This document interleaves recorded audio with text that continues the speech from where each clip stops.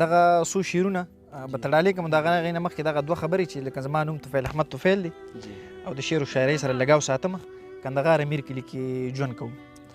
نو مننه. دغه یو څو شعرونه تاسو ته ډالۍ چې افسوس چې په دې ښار باندې سایه ولې پرته ده، افسوس چې ستا په خوله باندې تاله ولې پرته ده، او څه خاص وجه کیدی شي د دې دومره تکلف، څه خاص وجه کیدی شي د دې دومره تکلف، ډایرۍ کې د په بل مخ دا څپه ولې پرته ده، او دا مینه په رښتیا ګینې د دې قربانۍ نوم دی، دا مینه په رښتیا ګینې د دې قربانۍ نوم دی، ته دې خوا که په مخ دې دا چاپه ولې پرته ده. شعرونه دي چې تا خپله انا زه د خپل ارمان نیولی دی، ما څومره په دردونو پورې ځان نیولی دی، سرتور سر تا په لاس کې لوپټه نیولې ده، سرتور سر تا په لاس کې لوپټه نیولې ده، او ما درته په لاسو کې قرآن نیولی دی.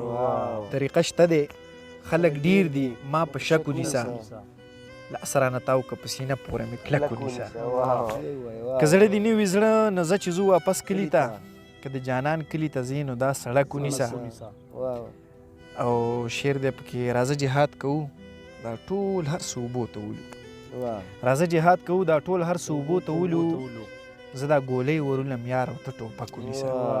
واخلی یو قربان په ښار کې کومه، د ګلونو یو دکان په ښار کې کومه، ښار ښکلو اقتدار راپسې وکړئ، راشئ زه ځان په ښار کې کومه.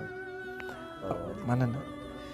خلک ښه وي ښار ته راشي ګټه وکړي، زه اکثر یاره تاوان په ښار کې کومه.